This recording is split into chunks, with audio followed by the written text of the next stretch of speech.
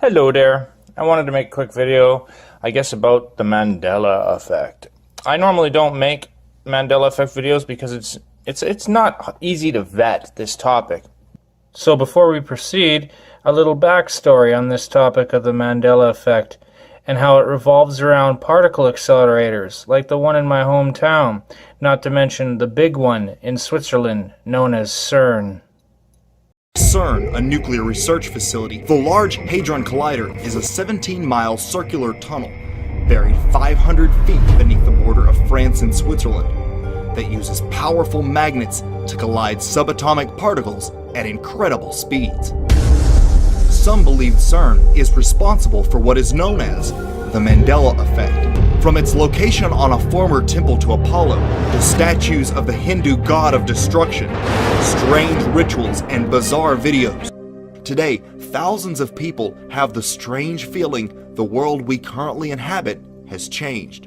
They point to specific names, events, and things they insist are now different. The growing phenomena took off online, earning the moniker the Mandela Effect.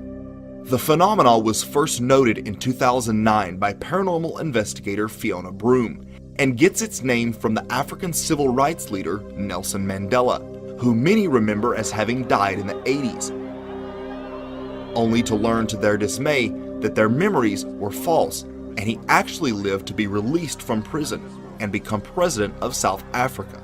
A Mandela Effect is when collective memories long held by masses of people turn out to be incorrect or false. Those affected have distinct memories of something or an event, only to find out that it never was that way. So what does all this have to do with CERN and the Large Hadron Collider? Could the experiments taking place there have inadvertently or even deliberately messed with our space-time? November 2014, a weird video featuring CERN scientists and students dancing along to the song Happy by Pharrell was uploaded to YouTube. But it wasn't until much later that the video sparked a flurry of controversy and speculation among the Mandela Effect community. One scientist in particular, John Ellis, a renowned physicist, is seen with two signs around his neck, one that reads Bond Number 1. The other clearly has Mandela on it. Researchers theorize that the sign that says Bond Number 1 is a sly reference to the actor that played James Bond in the first Bond film, a man named Barry Nelson. When put together, the signs equal Nelson Mandela.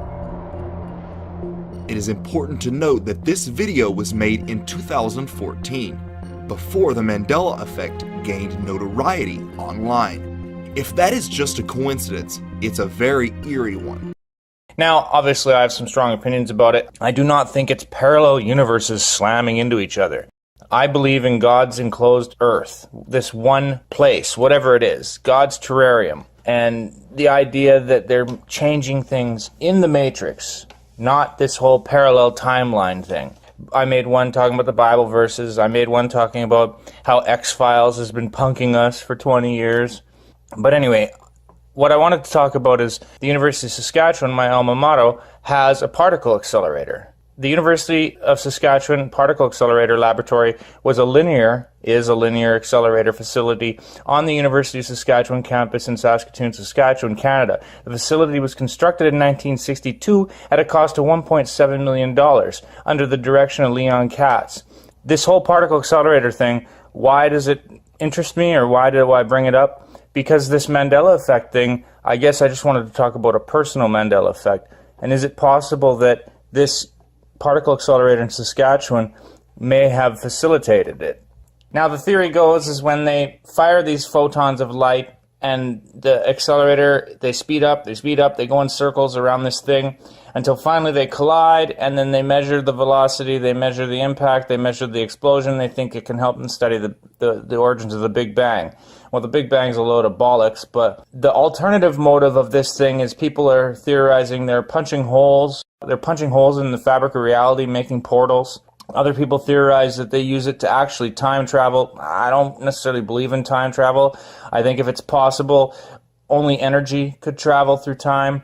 physical matter would be reduced to atoms almost immediately. But the thing about this that creeps me out, and I remember bike riding over where they're rebuilding it, and the thing that creeps me out about this is I remember around 2009, all this Ephraim Awakening, Truther Movement thing started getting really big. But recently with the Mandela Effect, I had a discussion with my family, we'll call it, where I discovered that apparently some birthdays had changed. Now, what do I mean by that? Well, when I was young, I always remember, I'm not going to say who, a couple members of my family, I always remember their birthdays being in July. And then after having a discussion with my family in the last year or two looking into Mandela Effect, I was told their birthdays aren't July, they're August. Now, the number one counter-argument to the Mandela Effect is the idea that people are just remembering things wrong. I mean, Bernstein Bears. Interview with a vampire, interview with the vampire. Sex in the City, Sex and the City. I mean, these little changes in the matrix that they're making, whatever. They're saying that people are just remembering things wrong. Well, in this case, I remember my whole life these people's birthdays being in July. And then now I'm being told they're in August. Obviously, it's just a speculation thing, but I'm wondering if it has anything to do with the fact that I grew up in the same town as Canada's particle accelerator. Now, when you look into the Mandela Effect, you realize that a lot of it, to people who are on the outside looking in, it seems insane. But when you study quantum mechanics and advanced physics, you realize that it's very possible to quote-unquote change things in the matrix. The idea that they smash these atoms together and it punches a hole or a portal in the fabric of space, and that some people even believe that they use that to actually bounce time. Again, I don't necessarily buy that. I think the idea that on a subatomic level, all matter exists in a quantum state as quarks. And so is reality created by consciousness this fallen world? As a Christian, I believe we are trapped in a fallen world because of Satan's interference in the garden.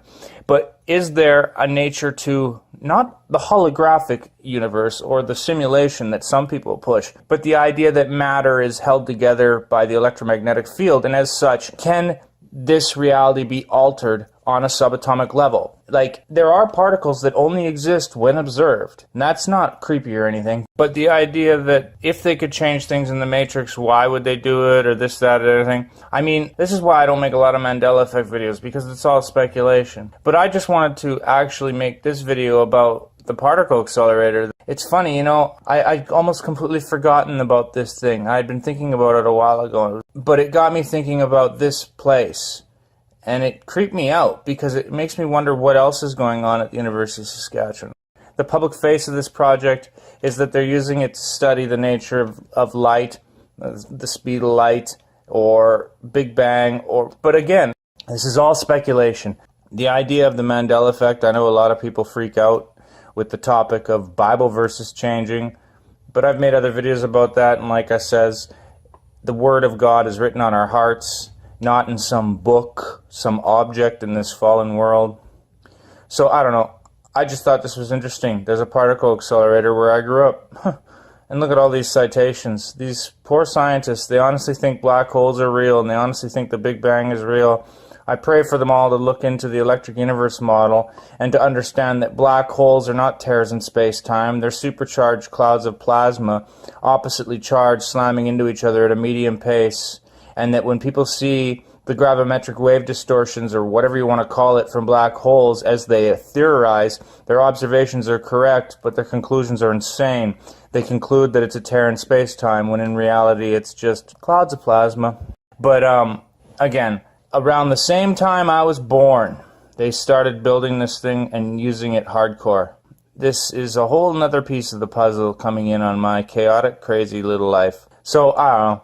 Research the Mandela Effect, look into it, and in the end, it helps to study the technology, what these particle accelerators are. And I'm no engineer. Like I says, I studied theoretical physics. I can't even do the advanced calculations anymore. It's been too long. I've brain my damage since university. You know, I'm more of a sociologist with, you know, a passion for physics and sciences of all kinds, but I'm just a dropout. I never claimed to, you know, have a degree or any of that stuff. I'm just a dropout, like I says. But I didn't leave my brain at the university, and whilst I am fascinated by this topic, even I need to learn more, because the engineering side of it, the actual technology, I don't know much about it. My grandpa and my dad, they were the genius engineers. My speciality is sociology and understanding how people work, understanding why people do the things they do. So, I don't know. Just an interesting idea. The idea that they could be altering things in the Matrix. Like I says, I pray for all these scientists to look into the electric universe model, albeit Dr. Wallace Thornhill is still stuck in a heliocentric universe. I pray that everyone understands that we are in a geocentric universe, but again, whatever. Interesting topic, but nearly impossible to vet. So I'll just say, peace out, baby.